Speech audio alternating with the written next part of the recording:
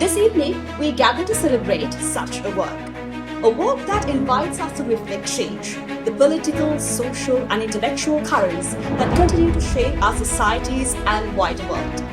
My pleasure to guide you through this evening's program as we celebrate the launch of Winds of Change, Geopolitics at the Crossroads of South and Southeast Asia by Asanga Abeyagoonasekera.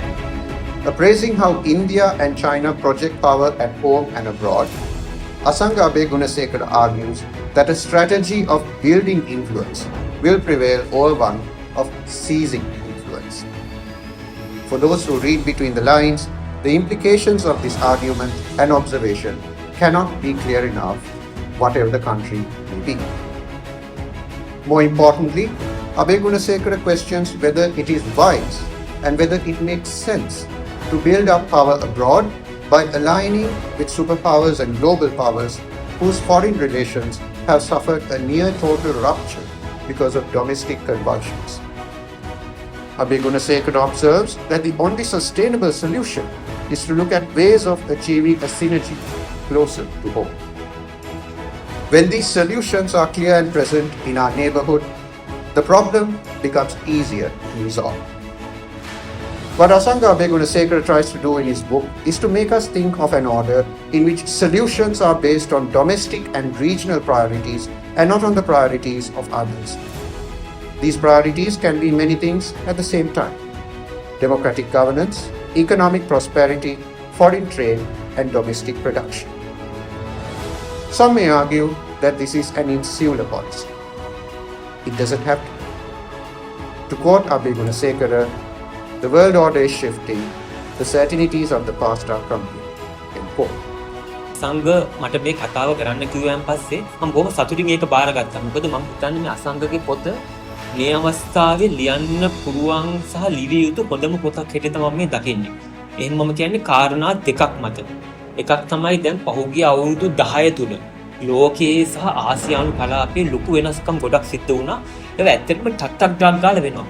ඒ වෙනස්කම් කොච්චර ඉක්මනින් වෙනවද කියනවා නම් මම කියන්නේ දැන් මේ අපි හැමෝම මෙතන ඉන්නේ මේ දේශපාලනේ භූදේශපාලනය ගැන උනන්දුවක් තියෙන අයනේ. නමුත් දැන් අපිට හරි මතක නැහැ. ඒ තරම් ඉක්මනට වැඩ වෙනවා. කියන්නේ සාමාන්‍ය මිනිස්සුන්ට කොහොමදත් මේ ගිය අවුරුද්දේ උනේවා මතක නැහැ. දැන් ඒ වගේ තත්වයක් තුල අසංග ඒ ගිය අවුරුදු 7 8 10 තුල ලෝකයේ සිදුවන ප්‍රවණතා, ආසියාවේ වෙන ප්‍රවණතා සහ ඒවා ලංකාවට කොහොමද බලපාන්නේ කියන එක පොලිකල් කරලා ડોකියුමන්ට් කරලා තියෙනවා. When I was writing this, the war had started. And the war has just got more and more horrendous. One of the reasons I liked Asanga's book so much is that, like me, he tends to drop into literary and cultural discourse. Not very deep, because he's probably deeper than me. I tend to be superficial on that.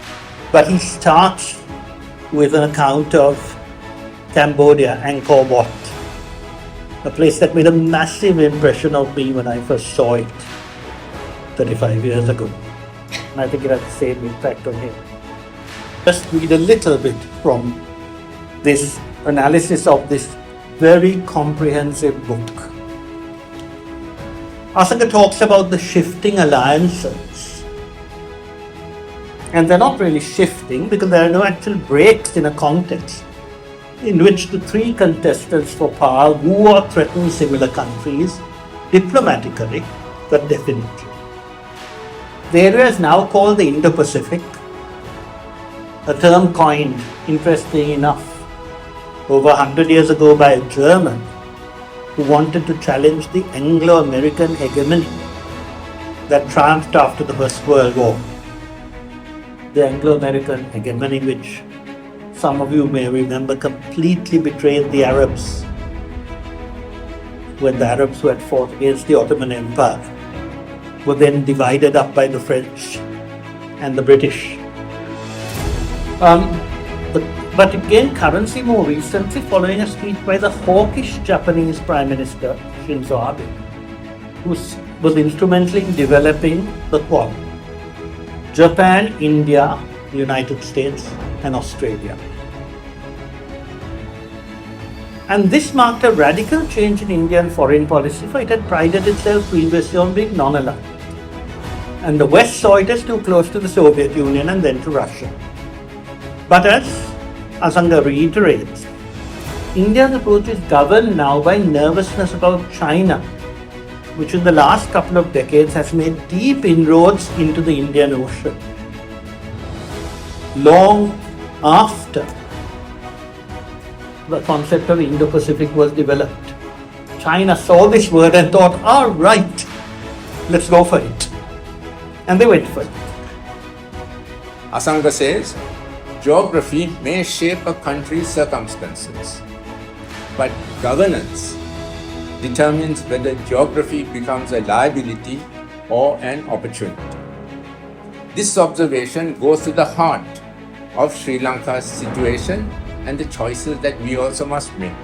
We cannot change our geography. We sit at the center of the Indian Ocean sea lanes. Asanga also reminds us in his book that Sri Lanka sits at a strategic intersection of the Indian Ocean. He notes that the geopolitical competition in this region is intensifying, and countries like ours are increasingly finding ourselves caught between different pressures.